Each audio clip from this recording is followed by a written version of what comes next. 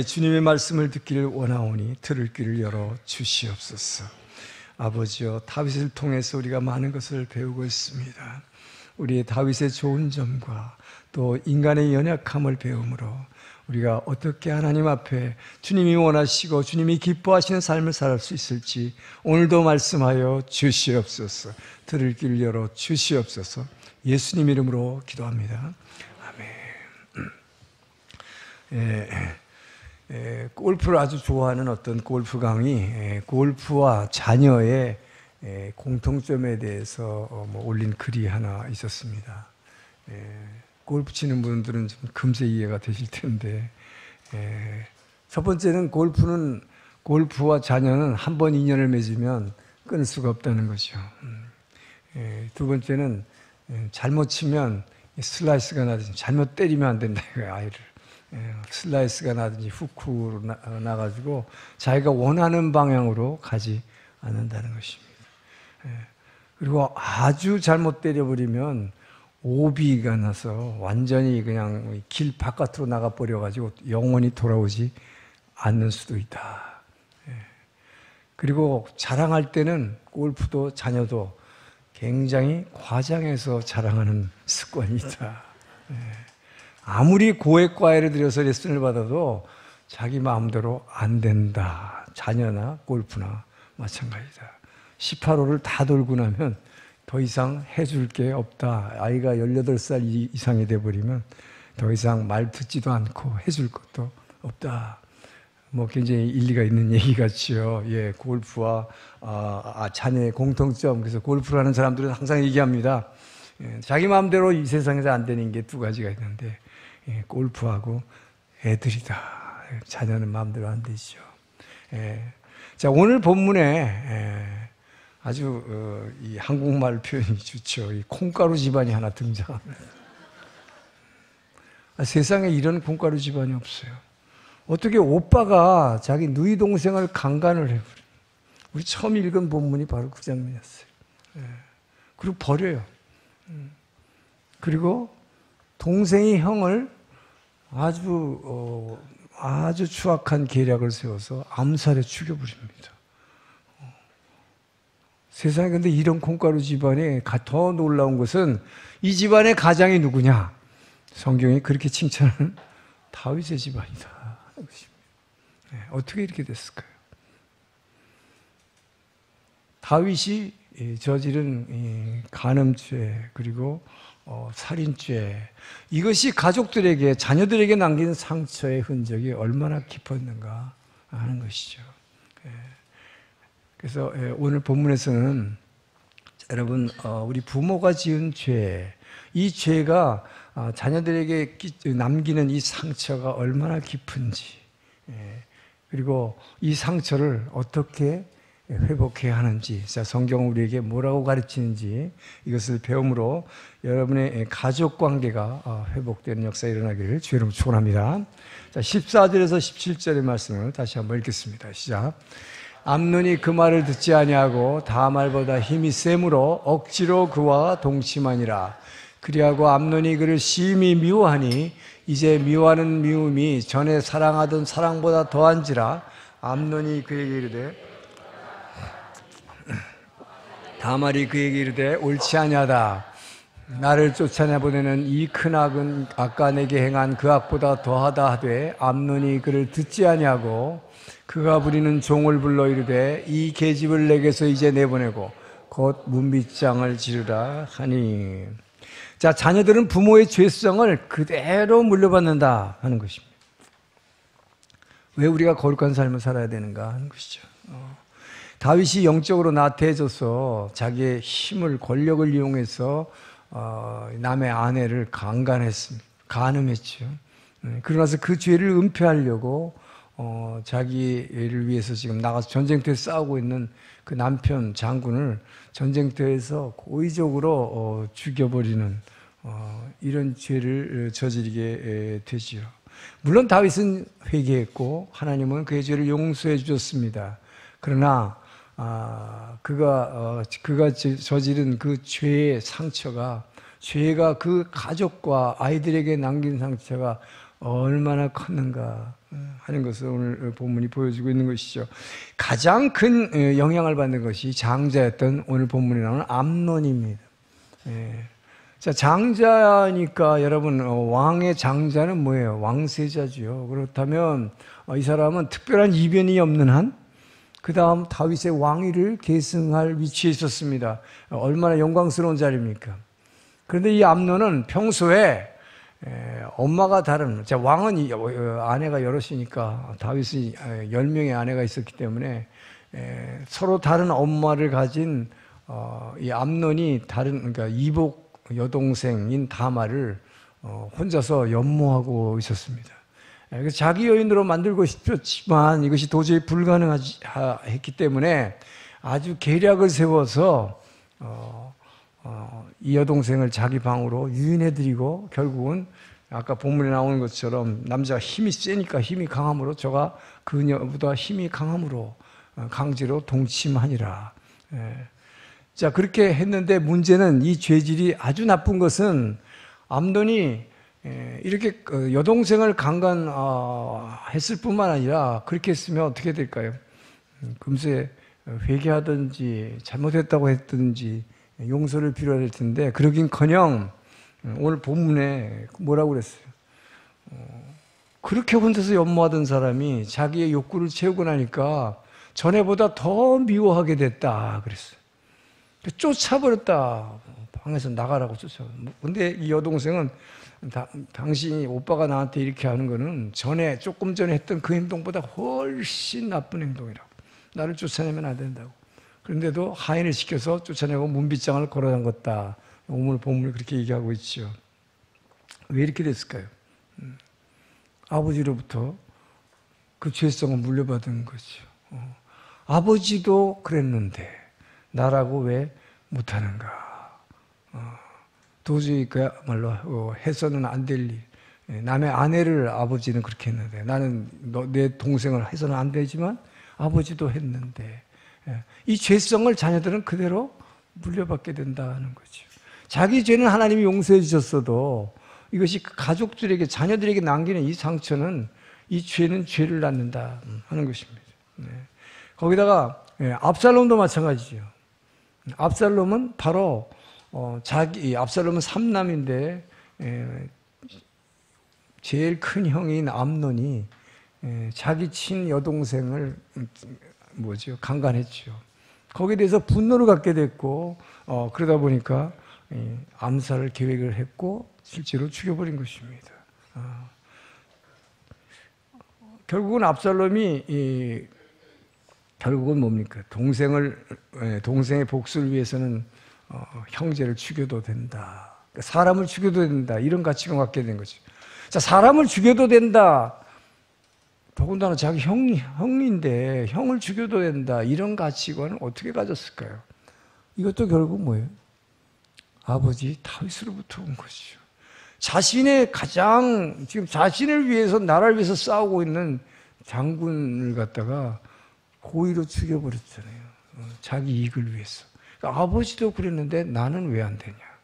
자녀들은 이런 죄를 그대로 따라간다 하는 것이죠.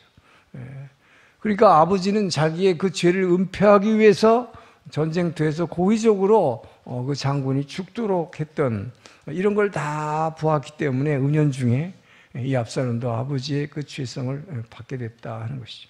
이게 뭡니까? 자기 목적을 위해서라면 수단과 방법을 가리지 않고 사람의 목숨을 죽여도 된다. 이런 가치관을, 이런 영향을 받게 된 것이죠, 여러분. 그렇기 때문에 우리 부모의 평소에 말과 행동이 자녀들에게 얼마나 큰 영향을 미치는가 하는 것을 오늘 본문은 우리에게 가르쳐주고 있는 것입니다. 자, 그래서 여러분, 어떻게 그럼 우리가 자녀들에게 어떤 본을 보이면서 살아야 되는가, 부모가. 우리의 지혜와 우리의 능력으로는, 이 인간의 능력으로는 어떻게 할 수 없다는 거죠. 그래서 아까 말한 대로 골프와 자녀는 내 마음대로 되지 않는다라는 말을 하는 것입니다.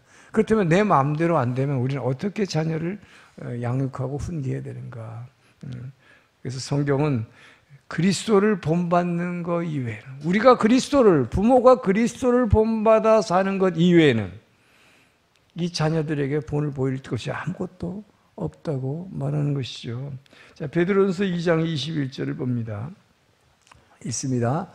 이를 위하여 너희가 부르심을 받았으니 그리스도도 너희를 위하여 고난을 받으사 너희에게 본을 끼쳐 그 자취를 따라오게 하셨느니라.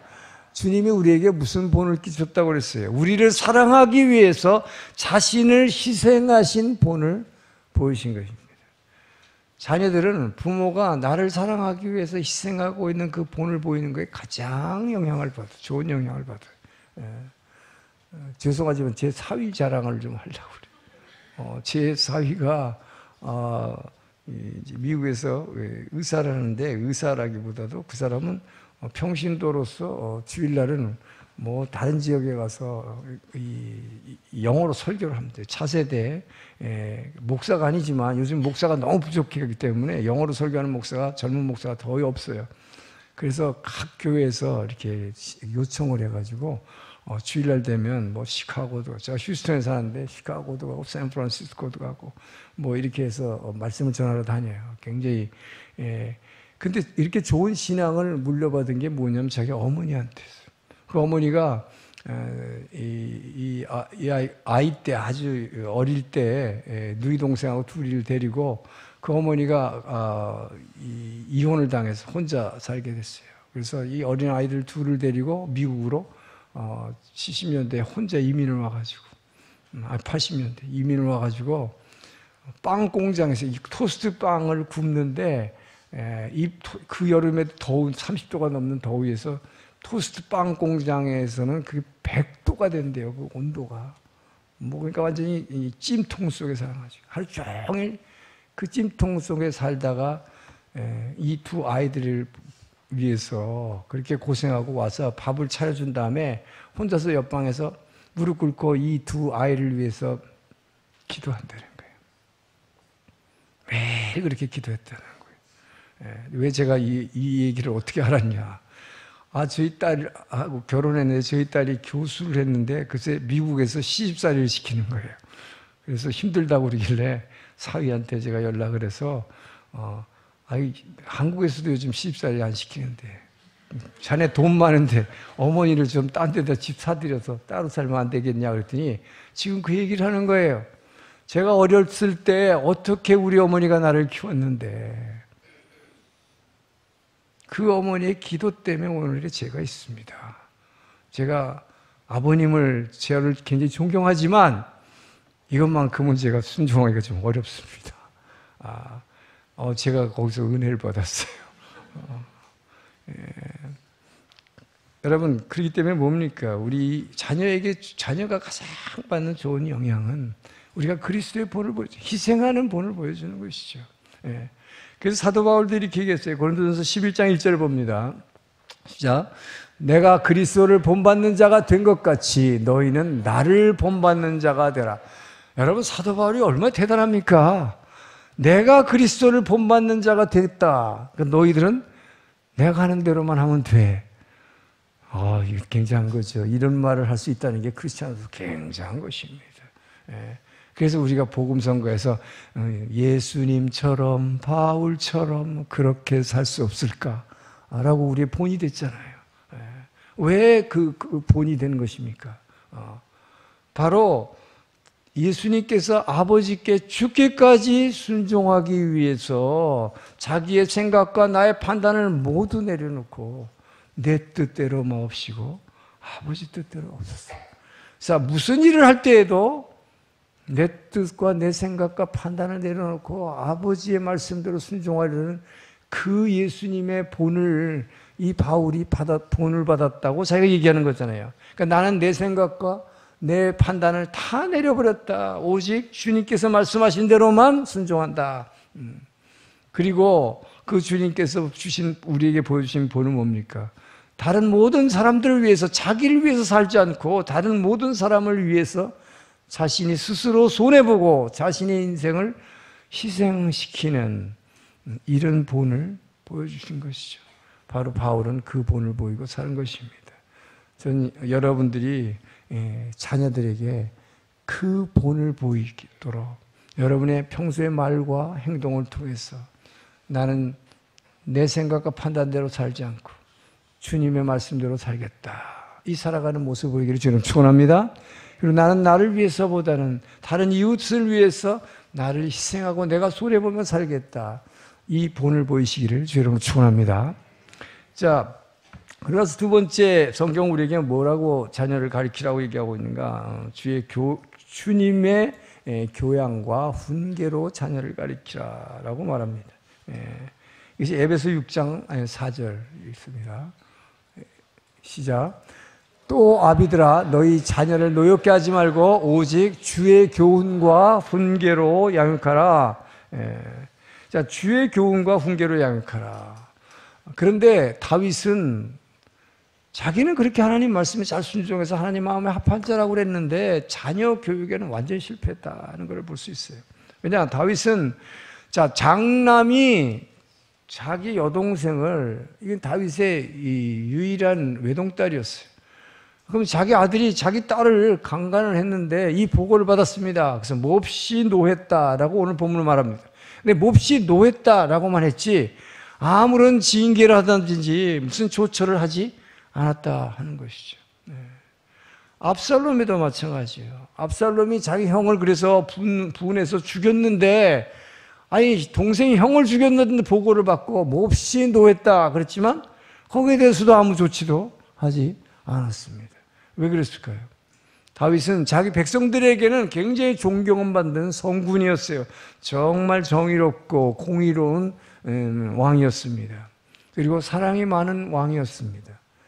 그러나 중요한 것은 백성들에게서는 공의를 잘 행하면서도 자기 가정에서 일어나는 일에 대해서는, 특히 자녀들에 대해서는 모든 잘못이나 죄에 대해서 징계하지 않고 나무라지도 않고 눈 감아버렸다는 것이죠. 왜 그랬을까요?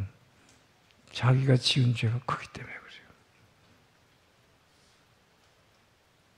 자기도 아이들을 그렇게 나무랄 자격이 없다고 생각했겠죠.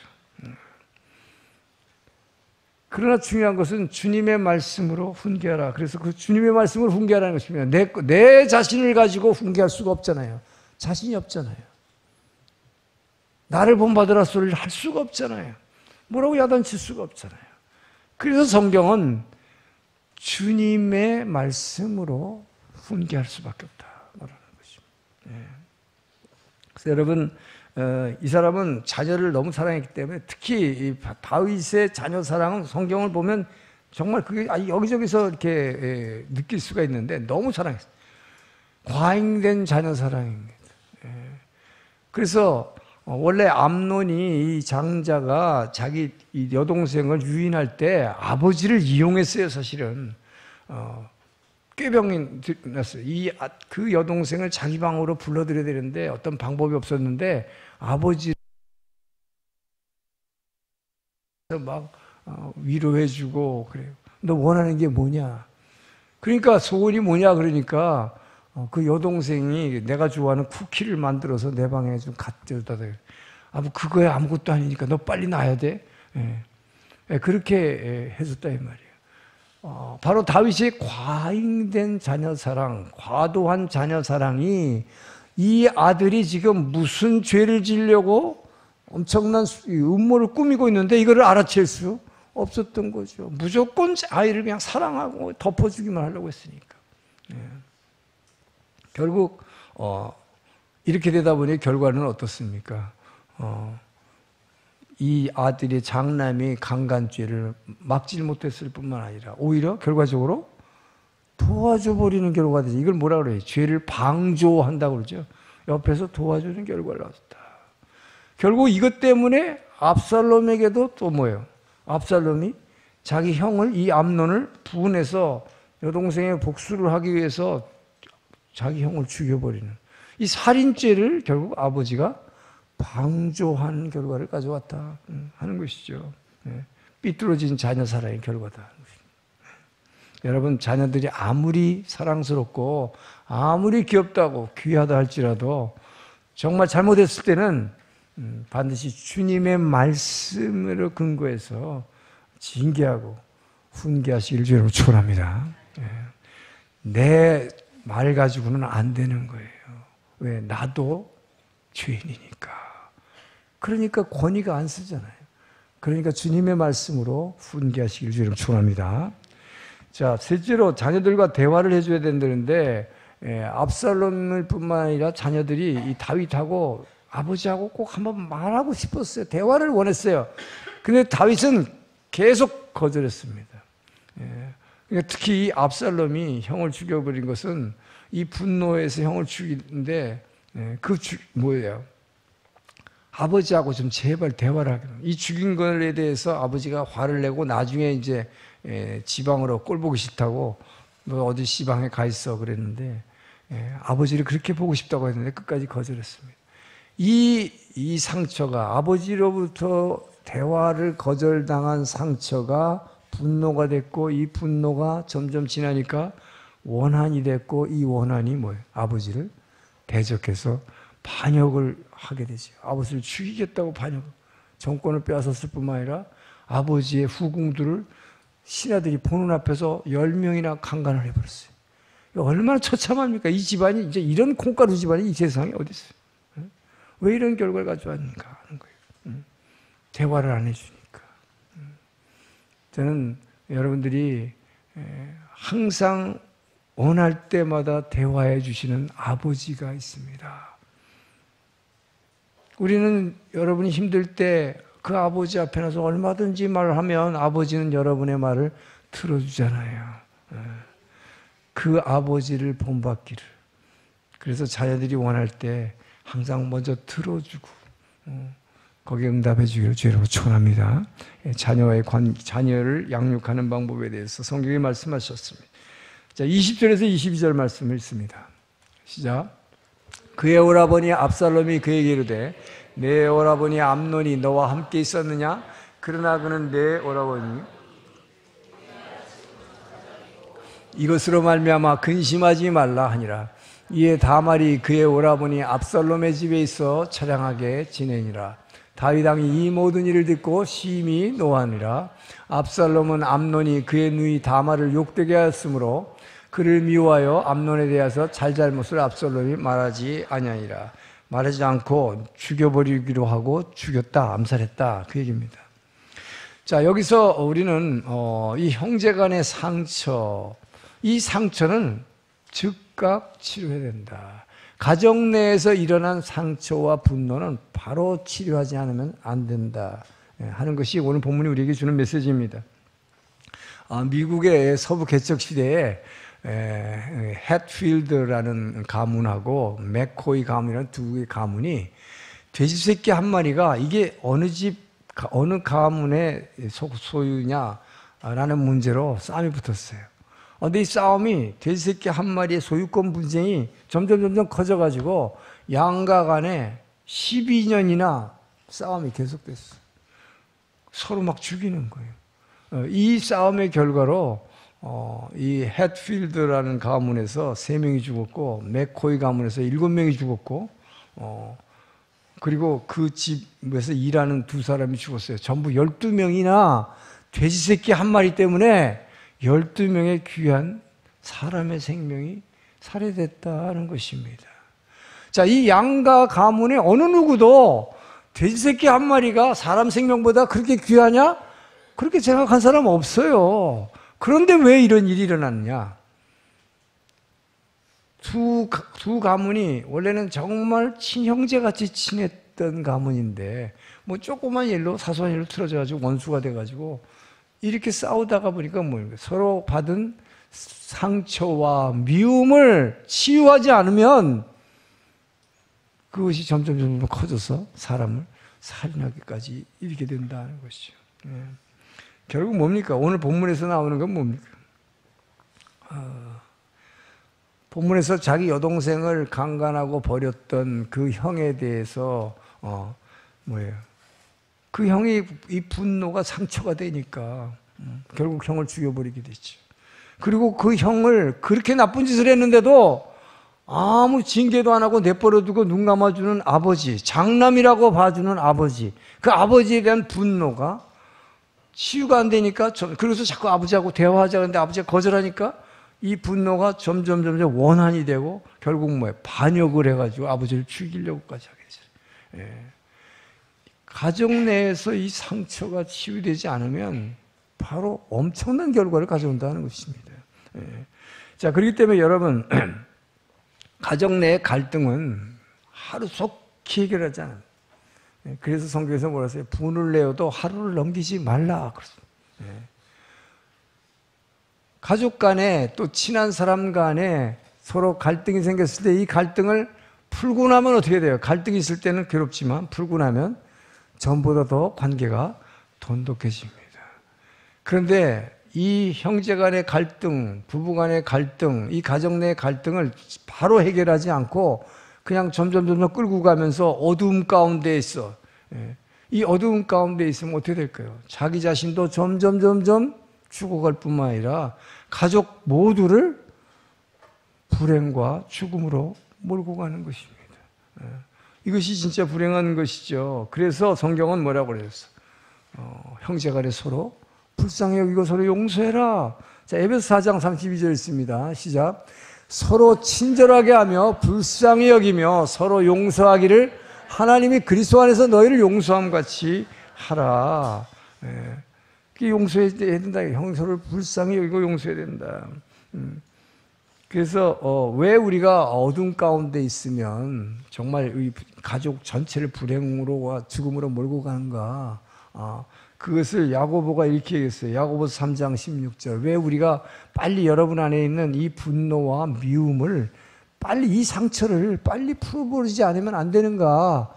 있습니다. 시기와 다툼이 있는 곳에는 혼란과 모든 악한 일이 있습니다. 시기와 다툼을 가지고 마음속에 그냥 가지고 있으면 점점 혼란스러워져요. 혼란스러워진다. 이게 왜? 머리가 골치 아파진다. 그러면서 뭐예요? 악한 일을 저지르게 된다는 결과는. 그래서 여러분, 미움과 상처를 해결하지 않으면 하나님이 주시는 평강, 이 세상에 줄 수 없는 그 평강을 절대 누릴 수가 없는 것이죠. 그 평강을 누리지 못할 뿐만 아니라 어떻게 돼요? 원인도 모를 두려움에 사로잡히는 거예요. 그러니까 여러분이 가진 그 누구에 대한 가족에 대한 상처를 치유하지 않고 계속 그걸 끌고 가면 어제 새벽 큐티 본문에도 있었지만 여러분이 얼굴을 환하게 기뻐하고 있으면 다른 사람도 기뻐하게 되지만 여러분들이 인상 쓰고 있으면 여러분을 보는 모두를 불안하게 만들고 고통스럽게 만들고 죽음으로 몰고 간다는 것이죠. 그렇기 때문에 빨리 해결해야 된다 라고 얘기하는 것이죠. 복음성가를 900곡 이상을 작곡한 크로스비라는 이 맹인이 있습니다.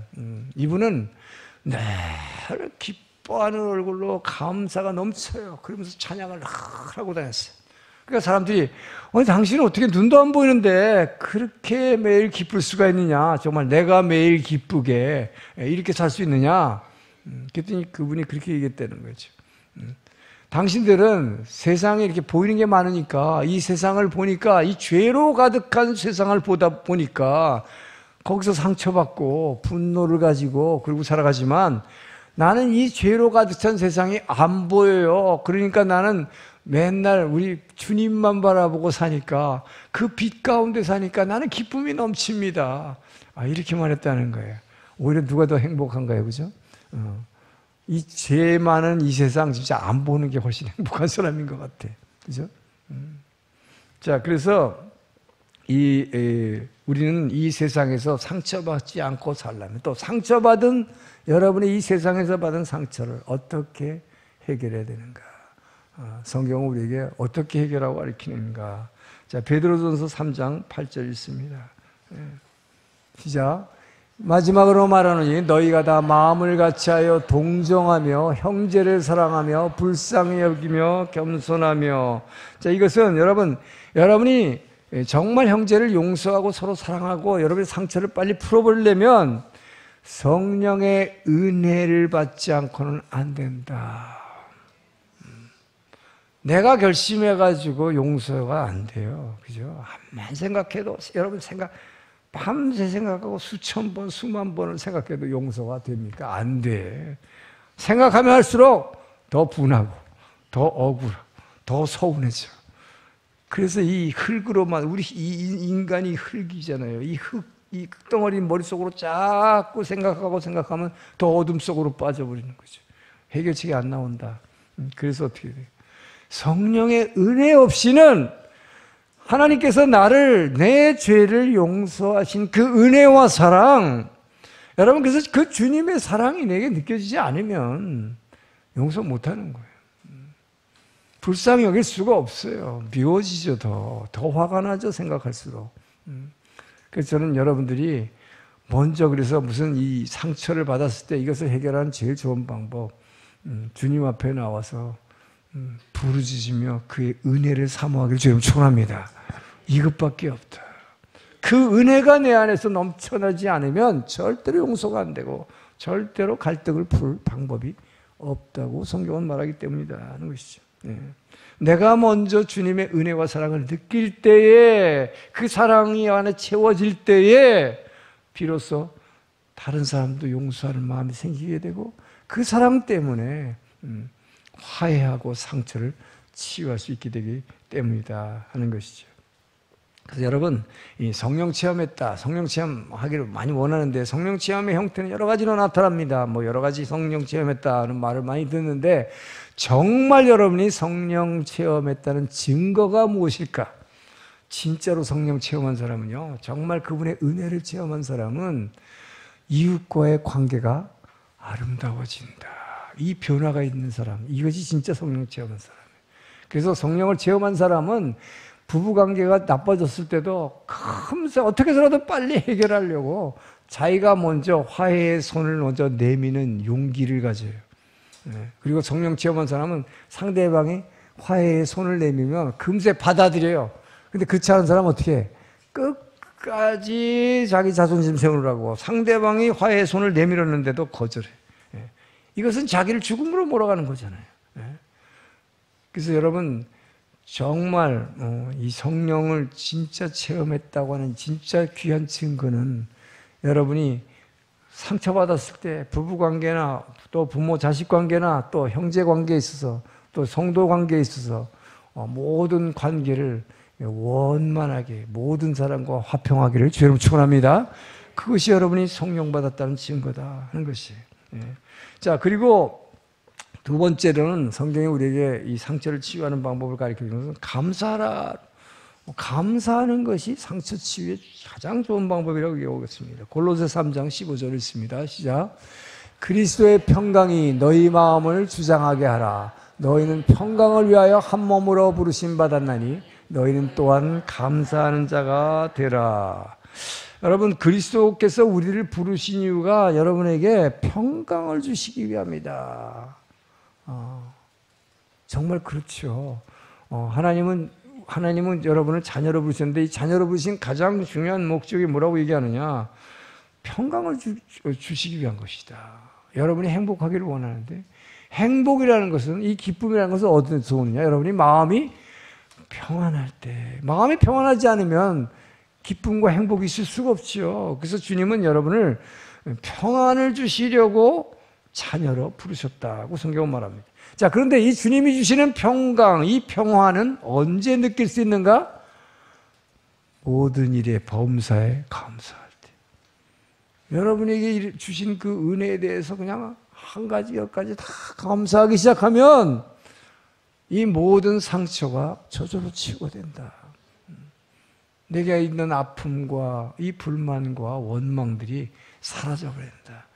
그래서 여러분, 지금까지 여러분이 좀 화났거나 상처받았을 때 그 상처를 자꾸 묵상하지 말아요. 그 상처만 붙들고 와서 묵상하면 할수록 어둠 속으로 푹 빠져서 다른 가족들까지 다 죽여버리지 마시고, 이미 지금까지 내게 주신 은혜, 그리고 내 가족에게 주신 이 은혜를, 찬양도 했잖아요. 아까 너에게 주신 은혜를 세어보아라. 이 은혜를 하나하나 세면서 여러분 안에 있는 그 미움과 원망과 분노를 그 하나님이 주시는 평안, 세상이 줄 수 없는 그 평안으로 채워서 회복하시기를 주의 이름으로 축원합니다.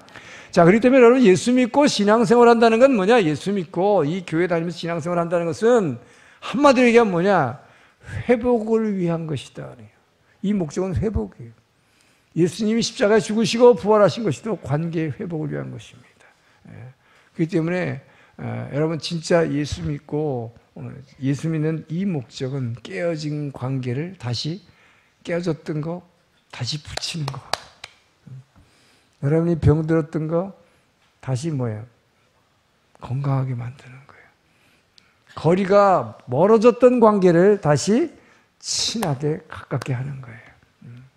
이 회복, 이것을 위해서 주님이 죽으시고 부활하셨어요. 왜? 그때에 저와 여러분에게 진정한 평화가 주어지기 때문인 것입니다. 자, 오늘 말씀 마칩니다. 여러분, 주님께서 우리의 관계를 회복시키기 위해서 죽으시고 부활하셨다는 것을 믿는다면, 그 부활하신 주님이 여러분 안에 오신 것을 믿는다면, 그 주님이 지금까지 내게 주신 모든 축복을 세워보면서 감사하면서 여러분이 지금까지 상처가 있는 모든 관계를 회복하시기를 주의 이름으로 축원합니다. 기도하겠습니다. 좋으신 하나님 감사합니다. 아버지여, 다윗의 가정이 너무나 힘들고 고통받은 것은 그의 자녀들에게 아버지여 미친 부모의 악영향이었습니다. 죄 때문입니다. 주님, 우리가 모든 죄를 주님께서 사해 주셨사오니 아버지여, 주의 교훈과 훈계로 자녀를 양육하게 하시고 아버지여, 주님의 은혜를 받아 우리의 받은 상처가 회복되게 하시며 아버지여, 내게 주신 모든 복에 감사함으로 말미암아 내게 있는 그 마음의 상처들을 즉각 치유할 수 있도록 아버지여, 이 시간 역사하여 주시옵소서. 감사하며 예수님 이름으로 기도합니다. 아멘. 일어나서 봉헌 찬양하겠습니다.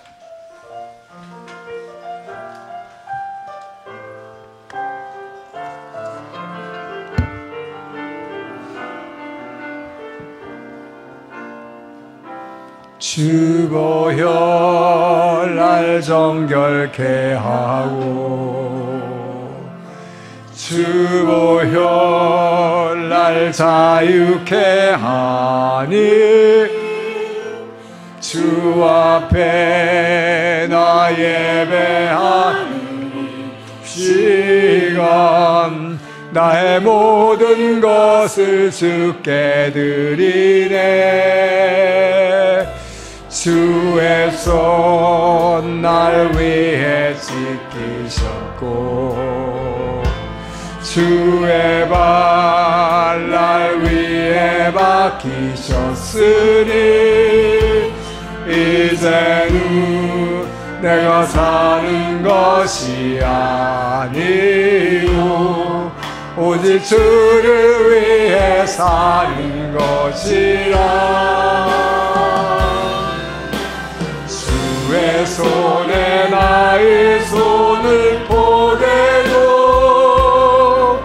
또 주의 발에 나의 발을 포개요. 주와 함께 죽고 또 주와 함께 살리라. 영원토록 주 위에 살리라. 주의 손에 나의 손을 포개고 또 주의 발에 나의 발을 포개요. 나 주와 함께 죽고 또 주와 함께 살리라. 영원토록 주 위에 살리라. 주 위에 살리라.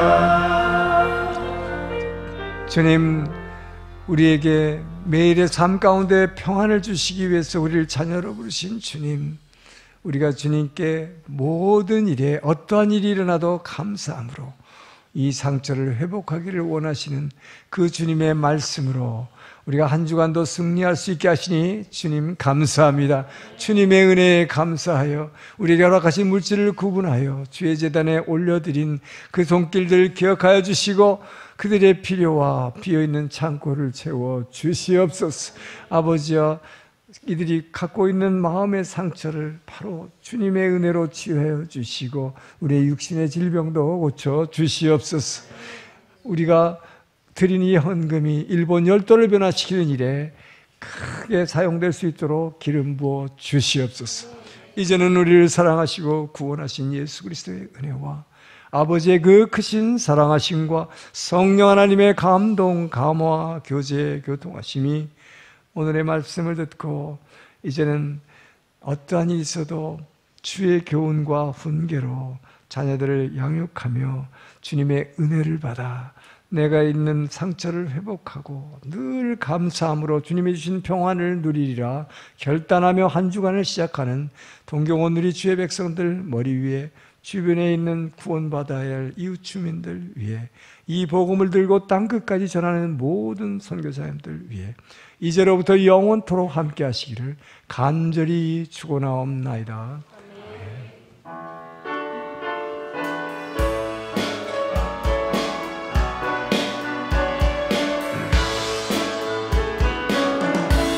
살아계신 주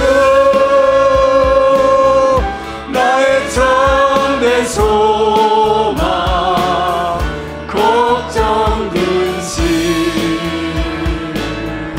전혀 없네 살아계시네 갈길